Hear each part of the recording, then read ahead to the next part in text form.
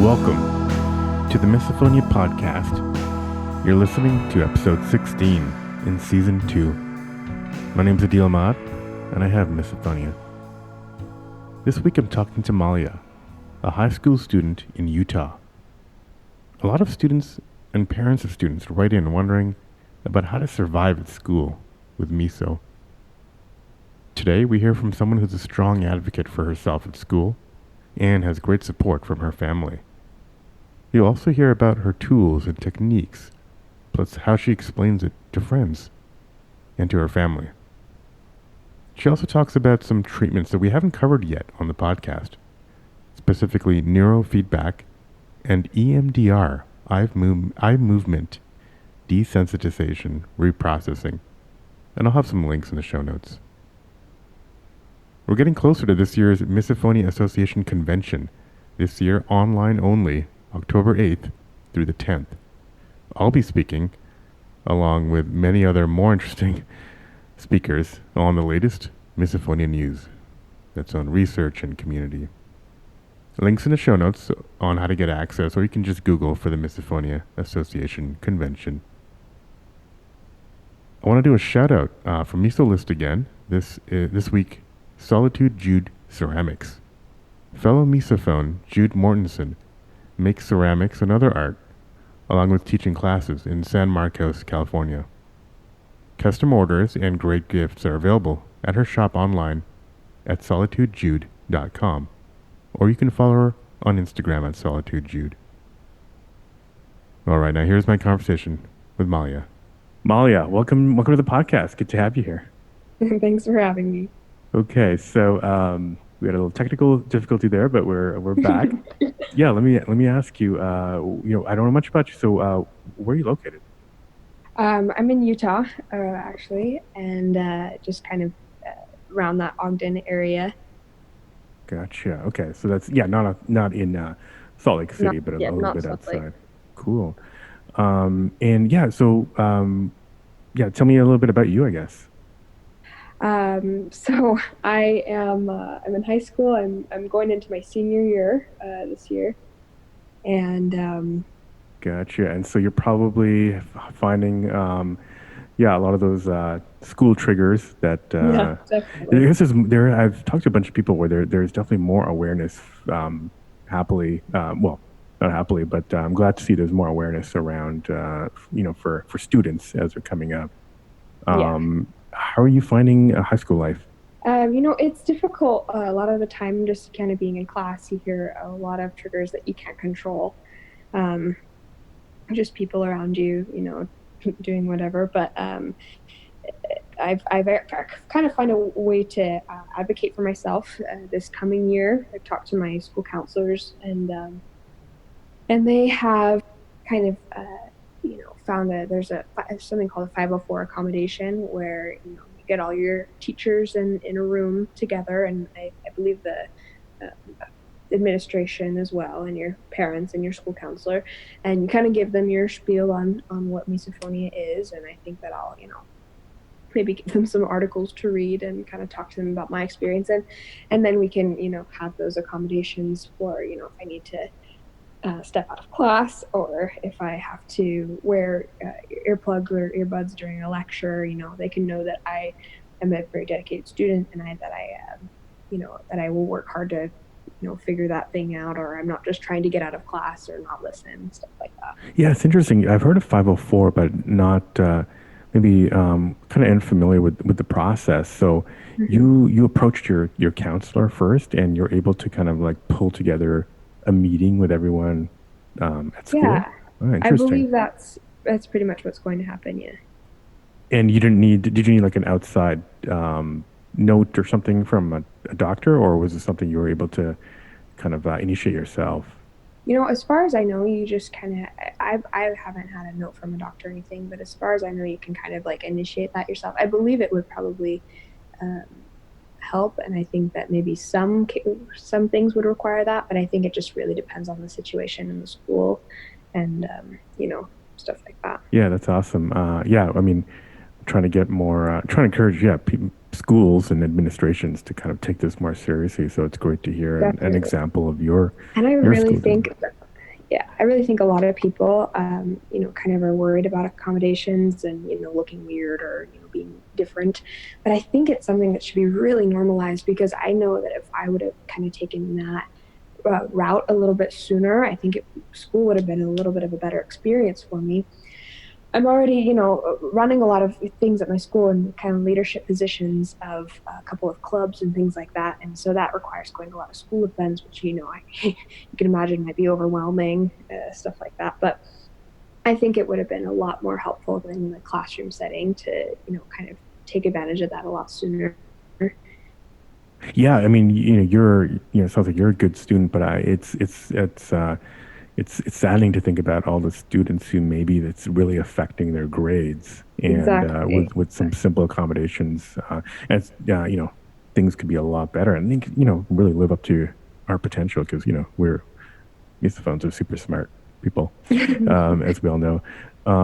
Yeah, that's great that you're kind of blazing this and kind of this trail. Have you found maybe other students too at your school, or is this kind of an emerging thing that you're I advocating? actually have not. You know how some people say, you tell them about it and they're like, oh, well, I hate the sound of chewing too, or something like that.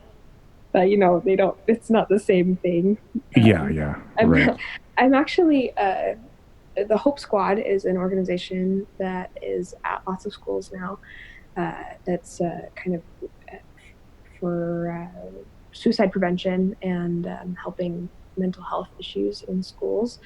And I'm in a leadership position at my school. I'm one of our student advisors this coming year, and I'm actually also on the Hope Squad's National Council this coming year. Wow. So Okay. Yeah. Tell me more about Hope Squad. I hadn't heard it's about that. it's a really, really cool program where students can kind of have training to learn how to help other students. We're really just kind of the reference point for the eyes and ears of the school to see if people, see students that are in a dark place, and then maybe refer them to a counselor or a teacher or something like that. And I'm really working on this year trying to make those pushes to normalize mental health in schools, because I think that the first step of, anybody feeling like they can talk about what they're going through is feeling like what they're feeling is normal. So we're doing a couple of we're having a couple of students like spotlight talk about their their anxiety, their depression, and maybe on a anonymous kind of blog type format. That's what we're trying to get in the works for this next year. And I think that I'm going to try to find some students with maybe mental health issues that people might not know about, or things that they struggle with that people might not know about, so that we can kind of normalize that for everyone. And I'm going to talk about misophonia and how that's affected me, and maybe some people will realize that that's something that affects them as well. Yeah, it's huge. Yeah, I mean, yeah, just trying to normalize whatever people are feeling is absolutely huge. I'll put a link to Hope Squad in the show notes. Yeah, I'm glad you're doing that, and yeah, I'd like to hear how that goes when you talk about misophonia in particular Yeah, at your school. we'll see if that gets to be put in the works. This kind of we'll get some more news on that soon. So I'll totally let you know. Yeah. So I guess you're telling your school about it. Have they done anything for you? Like, I guess when did you start bringing it up at school? Um, this last year is Just the this first last year. time. Yeah. And Is then that when you found out about it, misophonia? I found out about misophonia probably 2 years ago or so. Uh, my mother brought it up to me as something, like, because it's been pretty well known around my household that that's something that I deal with, like eating in a different room, things like that. But my mom a couple of years ago was like, oh, I think this might be something you have. And I'm like, well, why didn't you tell me about this before? Yeah. I knew about it.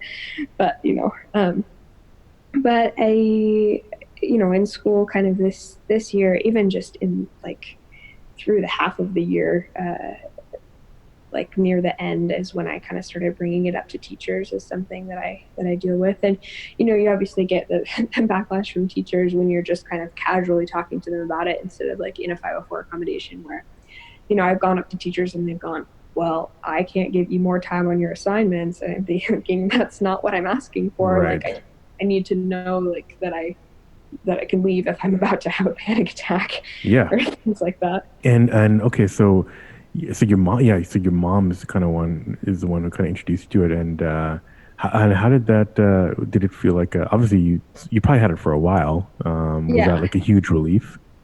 Oh, definitely. I definitely felt a lot less crazy once I knew it had a Yeah. name and once I knew that other people dealt with it as well.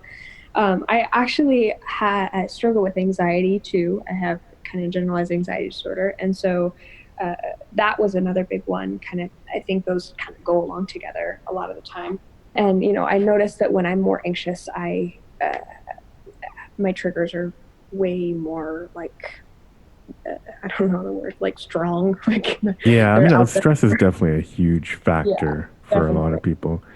And so were you diagnosed with GAD before you found out Yeah. about misophonia? Okay.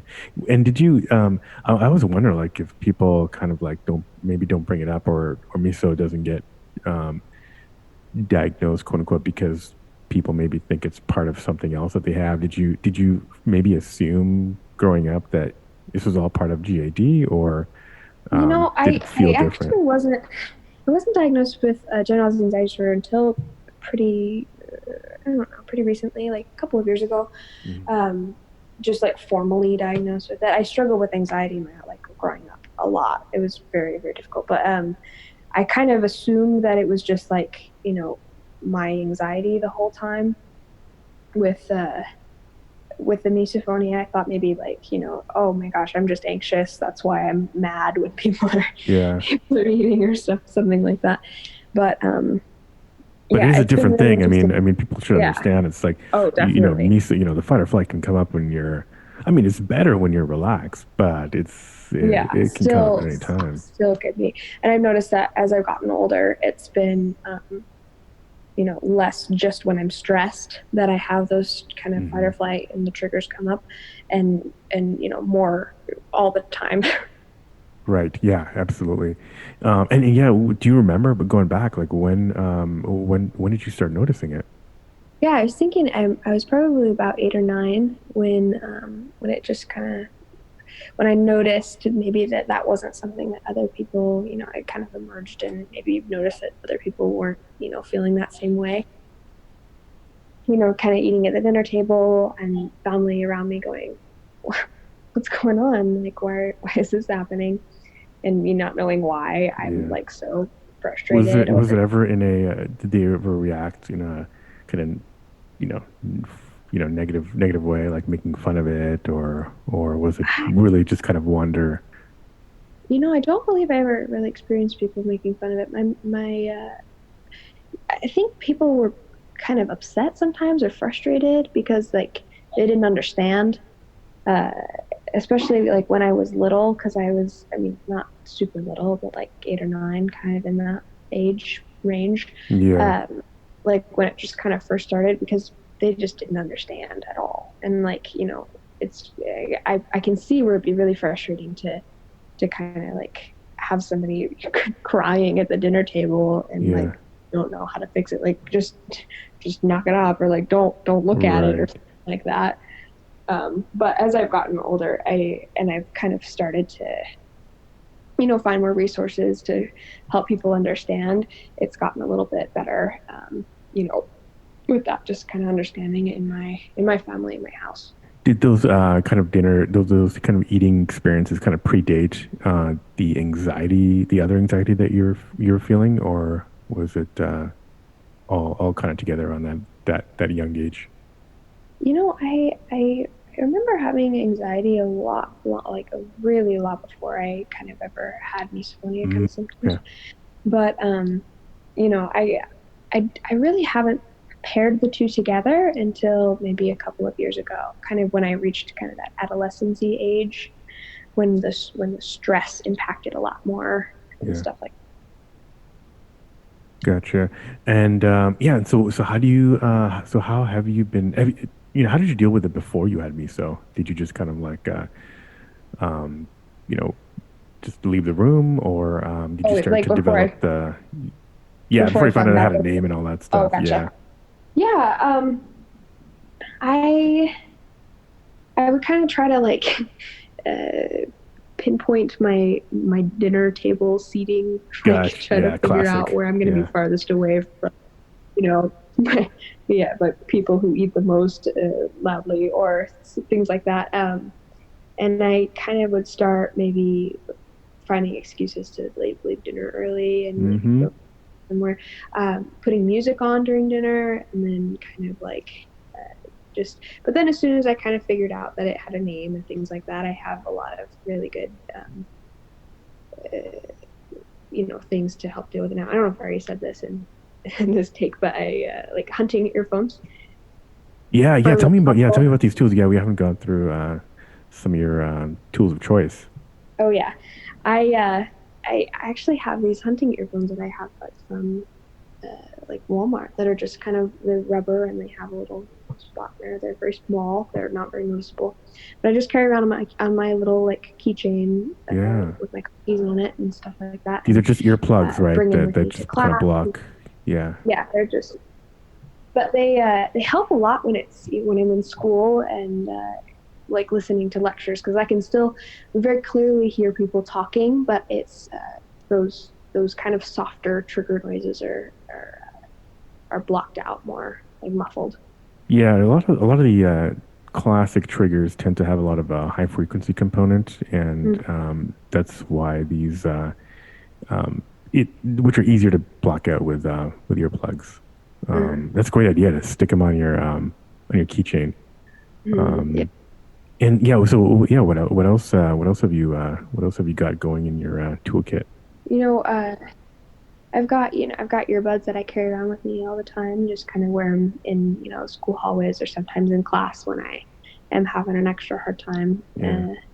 And just, music is really helpful. I have a white noise machine that sits in my room as well. Because my room is right off of the kitchen, so you get a lot of those like clanging dish noises and shutting cupboards and things like that. And so it's proved to be pretty helpful. Like I kind of just have it on all the time in here.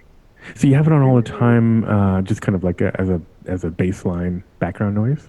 Yeah. I'm curious how people decide to use white noise machines versus just sticking in earbuds. I can see maybe it can be tiring just to have stuff in your ear all the time. That's maybe where a white noise generator would be good in the background.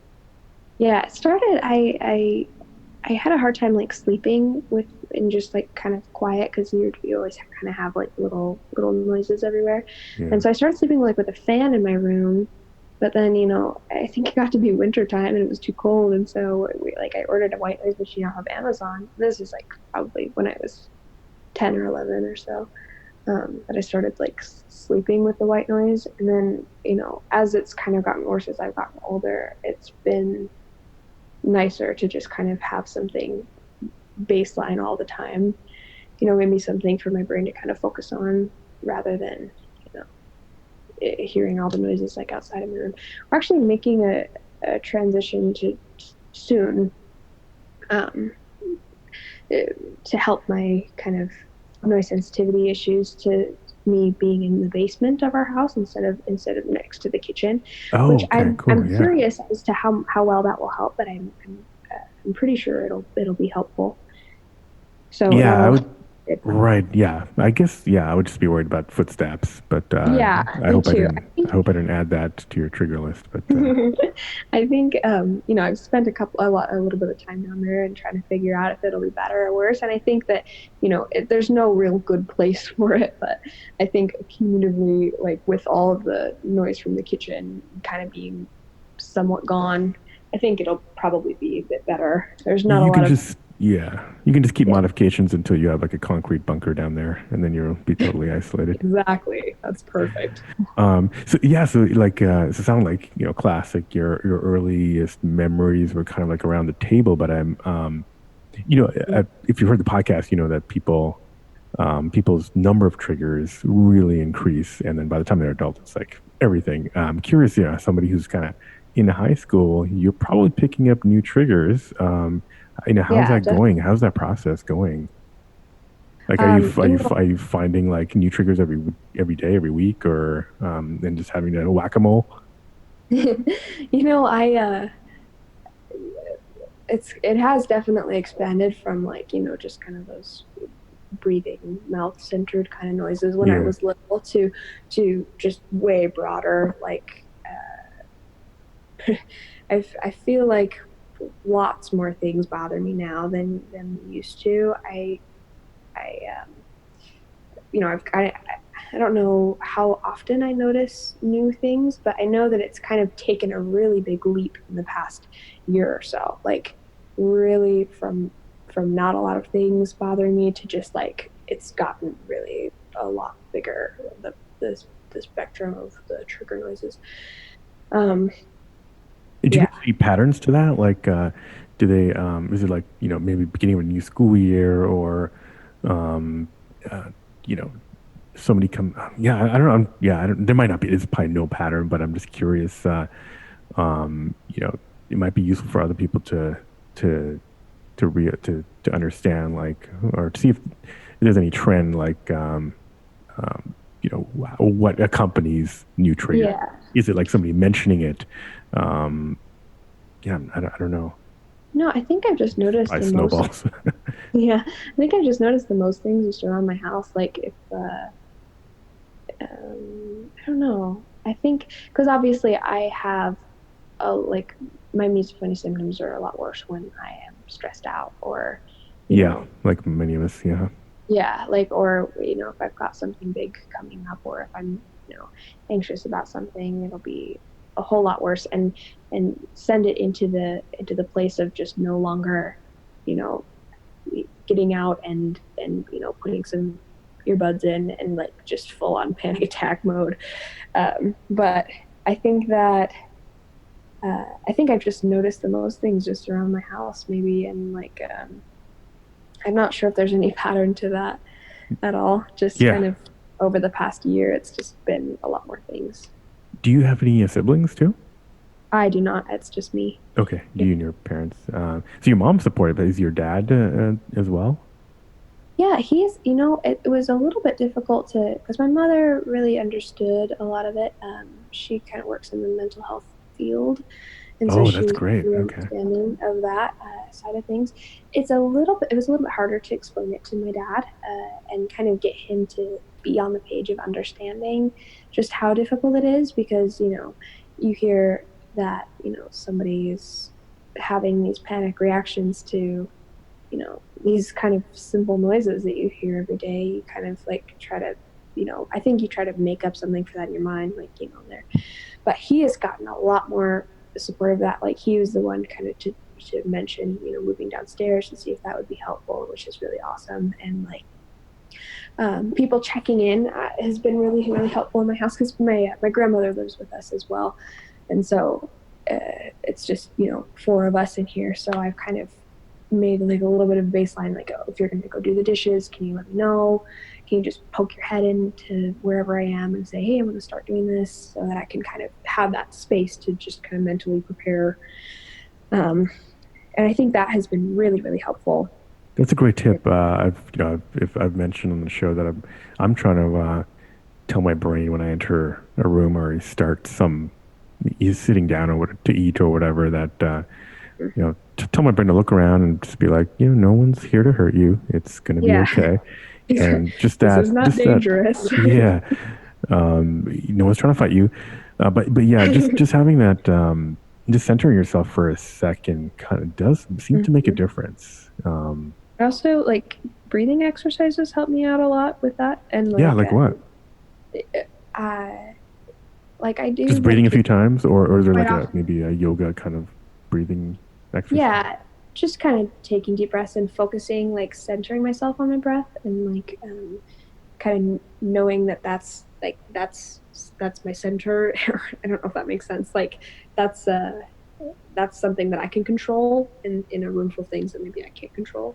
So, and that helps me to like kind of stay a little bit calmer in those situations where it's like really a lot's going on. That's a great tip. Yeah, control has come up recently too. The idea of the feeling of losing control.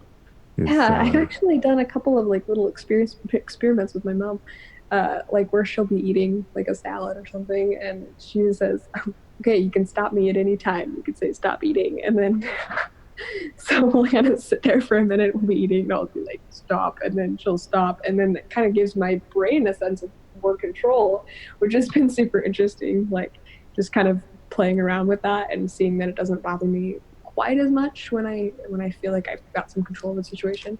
Yeah, that's a really interesting experiment. Because I'll walk around with earphones, and just knowing that the earbuds are in my pocket can kind of make me Yeah, feel better. I don't have to necessarily pull them out, plug them in, and all that. yeah, exactly. Very interesting. Okay, and how about your grandmother? Does she trigger Uh, you? Does she even know? yeah, I kind of have had to sit down with everybody because she just recently kind of moved in with us after the all the COVID-19 stuff that has Yeah, been happening. So, it's been a little bit tough kind of being in the house all the time, but I've kind of talked to everybody about, hey, this is what I need from you guys. Like, I can't, I don't have school to go to. I don't have, dance class to go to or anything like that. So like I'm here and I need you to help me with this. And they've been really understanding. I think that probably the biggest thing that helped me is them kind of checking in and saying I'm going to start doing this. And then there's also other things like if I'm doing like a math test or something, I'll put a note on my door and say, everybody shut up for a minute. yeah. I need some, if I'm already stressed out or something like that, I'll let them know, hey, I'm not doing super good. I've got a high stress level, like, or I'll even just go and sit in the car in the garage and like, take a break there because it's not loud and To do work or just kind of decompress? yeah, to do schoolwork or Yeah. when I was working on that schoolwork in their house, it was a little bit difficult to like um, have everybody on the same page of like, okay, yeah, gotta not do dishes right now because I'm in here doing work. But it was helpful to just kind of go out and play a little bit of low music in the car because that's just very confined space and there's not a lot of noise that gets in there. Yeah. So yeah, now that you're doing school from home, you're not seeing your friends. I'm curious, like, yeah, have you, you seem like you're advocating a lot for yourself. Do you tell a lot of your friends? And curious what the reaction is now that you're in high school. Yeah, I've had a lot of people in my life who've been really, really helpful and really like kind about it. And then I have a lot of people in my life who are not so kind about it, or try to tease or Yeah. do something more or something like that when they really just don't know how like horrible it is to kind of like live inside this kind of headspace where that is such a horrible like triggering noise. But yeah, I have like my very best friend who I've known for 11 years now, and she is like so great with everything, like so kind, so like, hey, I want to let you know if I'm gonna eat this, or maybe like we'll go into a different room to eat something or something like that, and is always there if I'm having a hard time, like you know uh, she'll kind of come and like say, oh, are you okay, or something like that. She's been really really kind about it, and a couple other people in my life have been um, really kind. Like if I have recently kind of said, hey, this is what's going on with me, and maybe don't give them a whole lot of context, they'll kind of like try to learn more about it, which has been really really nice. Gotcha. Okay. And so did they find out about it kind of the same time that your mom pointed out to you, or was this Yeah, um well, it's funny. My friend that I've had for since I was in the first grade, she was kind of like, oh, finally, like it has a name, okay. you know. Yeah, so she kind of sensed it, obviously. Yeah, because she's known that that's been a hard thing for me forever, and so she's like, "Oh, really? Like that's that's so great. You're not crazy." Yeah, right. That's very good. And maybe what about some of your negative experiences, or were they also from other students who were just kind of, the bullying Yeah, types? Yeah. yeah, or like friends that maybe I'm not friends with anymore because Yeah. of that or because of something Makes it else. easy Like to decide who should be your friend and not. exactly, um, but kind of people. getting frustrated with me, like taking car rides or whatever, and they're eating something, and I'm like, hey, can we pause until we get into a more open space where I can like actually go somewhere? Yeah. And they'll, get frustrated or be like, why? That's weird. Like, just How did that make you be feel? Was normal. it just like, okay, I'm kind of used to that kind of negative reaction, or like, did it really, have you really had some hurt feelings? And Yeah, it yeah, does bother me because, like, yeah, I don't know. I see a lot of things like reference Hope Squad. I see a lot of students like who struggle, and I try to be really compassionate and gentle towards that. So when you kind of don't get that same uh, treatment back, it's a little bit tough to deal with. But it kind of just you get used to it after a minute and just kind of well, it like brush. reminds you why we need organizations like Hope Squad out Yeah, there, especially in exactly. schools. So I mean, well, honestly, on the bright side is like you're kind of learning how to um, learn about both of these types before you're an adult, because you're Yeah, probably in similar, well, nothing, knock on wood, hopefully people will be more mature when they're an adult, and if they feel like being mean, will hopefully keep it to themselves. But it's good to build these skills up yeah, when you're getting when definitely. you're younger. um and so are you actually, yeah, are you thinking about colleges and whatnot, and kind of what you where you want to go next, and Yeah. maybe miso is kind of like a factor at all? Yeah, I'm not sure. Career-wise, I'm really looking at going into.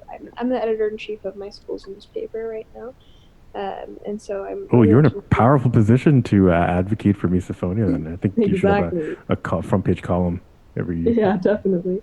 But I'm really interested. I love writing. I love journalism. Maybe not in the state of journalism that's in right now, but Right, right. just I love to write articles, and I think it's really important getting news out there and getting information out there that people can choose to take or not take. That's my favorite thing to do. I also really love working with the Hope Squad, and so I think that I think making people feel like they have a place is really important, and I think Hope Squad does that a lot, like helping to make sure that no student goes through high school feeling. I know that we can't really do this, but helping the fact that maybe students go through high school feeling alone or things like that. I really just love kind of working with that, and I've been thinking a lot about how misophonia might affect those career choices that I have. Um, Absolutely, yeah. and I Hmm. don't really, I'm not 100% sure about what I have kind of a baseline of what I really love to do, kind of what fills my cup the most, but I don't really have a clear set path right now. And I think that, you know, I've had a lot of good experiences in just kind of school settings with working with those things that might kind of prepare me for a future of what working in a job with those things might be like. Reference misophonia. Um, so it'll be interesting to kind of see where that takes me, and how the noise sensitivity affects my career choices in the future. Yeah, I mean, writing is definitely something that can be done independently. Exactly. Yeah. So that's great, and I obviously you can spend a have. lot of time in that class with music listening to. Everybody's kind of just working independently, and then you have those times when everybody's kind of spitballing and talking about ideas and things like that. But most of the time, you can kind of just do work independently. All right. Um, and so yeah, so I guess at school, have you written about misophonia at all? Actually, at for your paper, or is it I have not yeah, yet. I'm looking at, because reference working with the Hope Squad with yeah, normalizing those kind of mental health issues. I think that it'd be really interesting to kind of find a platform to talk about that more next year. We have a lot of just kind of articles about student life and sports and things like that, and so I think it'd be really interesting to kind of get some people's take on that and write about their own experience. The closest thing that I've gotten to kind of putting that out there in schools, I made a board last year that was just kind of like a big piece of paper that said like I struggle with, and then I had all of our members of the Hope Squad write down things that they struggled with and put it on sticky notes on the board, and then kind of maybe give a little bit of a you know fact about themselves that they struggle with something. And I put it on a board so that people could like walk by it and see other people kind of maybe struggle with the same things that they do. And I put misophonia on the board, and I saw somebody take it, and like, I don't know, maybe they were trying to throw it away. I don't know. Maybe they were looking it up, but I don't know. I hope that was kind of helpful to some people. Have you met maybe not people at your school, but people in kind of in surrounding areas in Utah that might also have misophonia? I have not actually met anybody. I know that sometimes you explain misophonia to people, and then they go, "Oh well, Oh, I'm annoyed by this, or yeah. I'm annoyed by it too," but I haven't met anybody who actually has misophonia. Yeah. Once you start describing it, people, it clicks. Yeah, obviously, as you know. Yeah. What about online? So, have you what kind of like communities have you connected with online? And Oh yes, I found a couple of like misophonia, Instagram pages or whatever, things, people talking about it on Instagram, or like funny like meme accounts on Instagram for yeah. that people with misophonia run. There's like lots of understanding when you look through those. Oh, absolutely. Yeah, there's a lot of nodding. Yeah. Yeah, there's a bunch of Facebook groups. There's like regional ones too that Hmm. people are trying to start. Um, and yeah, and yeah, there's probably, I'm sure there's TikToks too, but I don't go on TikTok that often. Yeah, I'm Um, not super sure about that either. but cool. And so your mom is in the mental health kind of profession. Has she yeah, has she mentioned that other professionals she knows might also know about miso? I'm just curious if she has kind of heard about it in her professional life. I don't think so. I don't think she's really heard about something really interesting that I have kind of like tried as a coping mechanism or something that might help is neurofeedback, which is something that something that her colleagues have worked with before, and so that's kind of how it got introduced to me, which is really interesting and kind of you know I did some rounds of neurofeedback back last year, and I've got like a little definition for you if you want to hear that. Yeah, please. Yeah, I haven't heard much about that.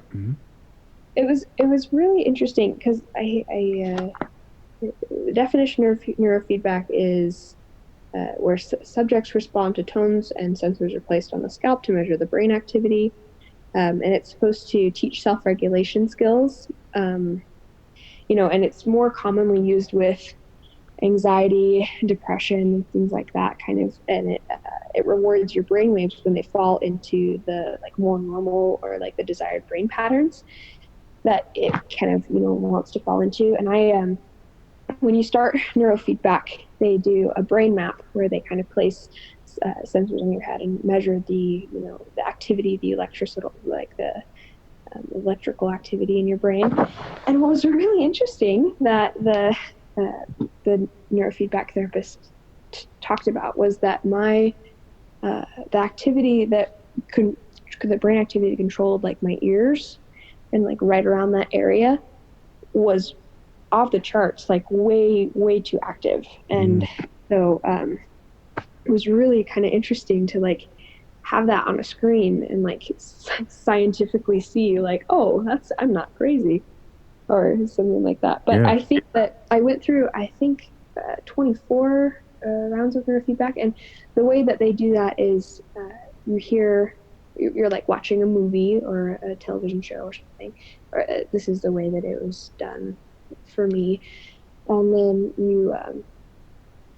it would you would hear a tone, and then it would kind of like the screen would dim. And so then when you like heard the new tone and your brainwaves kind of fell into the pattern that they were supposed to, the screen got less dim and like more bright so that you could actually kind of see the show a little better. So it was kind of rewarding that those brainwaves falling into the right thing. I'm not super credible source on this, but No, it's all good. No, this is that was the experience that I had with it. And I did 24 sessions of that, and it was a really interesting experience to kind of see how that might have helped. And I think that it didn't, take it away. Obviously, there's nothing that can really do that. But I think it did give me more space, like more time between the trigger and like the oh no, I've got to get out of here, and the like, okay, it's going to be okay. Like I can take my own measures. It just kind of maybe made me feel like I had more control over the situation instead of just like immediate panic. Yeah, I wonder if it has to. It's probably related to brain plasticity and kind of rewiring, um, moving towards rewiring parts of your brain Mm-hmm. um, by yeah, associating the desired behavior with some reward. It's interesting. Yeah. And have you found that you said it's giving you more space? Are you reverting back maybe to kind of your normal baseline, or has this kind of been uh, since you've done these therapies, has the change stayed with you basically? I really think it has. I think it kind of maybe taught me more, Mm. that it, kind of, I had that time, I had that, that regulation of it. I did it about a year ago, and with neurofeedback, you kind of have to like, it's kind of giving your brain that kind of jello mold, and so you have to kind of, keep up on it for those like 24 times. I believe it's 24, and then it's just supposed to kind of like stay that way. And so I Yeah. think that I think it has kind of stayed that way for me. And like, I've been able over the last year to kind of notice that I have more control over what I can do and like how I can help myself and things like that. I think, it was really interesting to see kind of how that helped, Yeah, throughout that's the really interesting. process. I'll do some more research. Maybe put some links in Yeah. the notes. I've got a Um, website right here that I got my information from. I'll yeah, share if you that. want to email it to me after, I'll just quickly Definitely. drop it in. Have you tried any other kinds of therapies professionally recommended?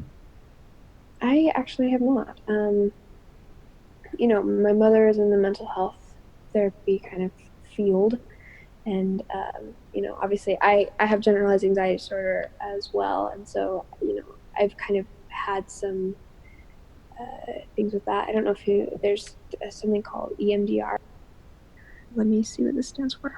Yeah, eye movement desensitization and reprocessing, which is, I don't have a very good, kind of definition for this, but it's what I've understood from it is when you go into REM sleep, your eyes move back and forth very fast and kind of process those memories back into storage.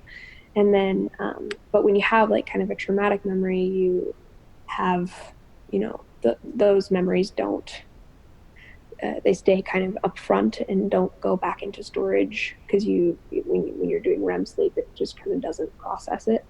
And so like the night of, and so my mother actually does a lot of that EMDR work. And so I've kind of, tried to, uh, been her kind of guinea pig for that a couple of times. And like, it's just kind of moving your eyes back and forth and letting your brain kind of figure out its own, path for that issue or that traumatic memory. Um, and so that's been something that I've, you know, tried to, put into, I've had kind of therapy for my anxiety, but nothing for misophonia in particular. And we don't have to like put that in there. That's just a side note. Yeah. I'm not very good at describing that. No, this is great. No, this is totally fine. And then people will look up more information Mhm. if they want to. Did you find that when you were doing the neurofeedback that it was affecting your anxiety disorder as well, or like improving that as well, or was it I kind of isolated to misophonia? It did. I think it was supposed to kind of like, because it's the whole process of it is just trying to get all of your brain waves into that kind of normal pattern of what they're supposed to look like. And I think that it had the kind of same or similar effect on my anxiety, and kind of gave it some more time. Like I felt like I had a little bit more control Interesting. over the Yeah. situation, and instead of like, um, and it's kind of like taken opposite paths as I've gotten older. Like my anxiety has gotten a lot better and my misophonia has gotten a lot worse as I've gotten older. Mm. And so I think that, over the last few years, it's kind of gotten to be less of like because when my kind of like adolescency time hit, that kind of 11, 12, 13 is where my anxiety peaked the most and was just the worst of it. And so I think as I've kind of, gotten a little bit older in the last couple of years, it's gotten a lot better. And I think that the neurofeedback helped with that a lot, um, in just kind of making me feel like I have more control over the situation. Like there's measures that I can take. There's reasons why I'm anxious, and it's not just because, I can kind of associate I'm stressed out right now. I've got something big coming up, or, you know, like I'm sick or something like that. Like that, this is why I'm anxious. It's not just because I'm weird or something like that. Gotcha. Yeah.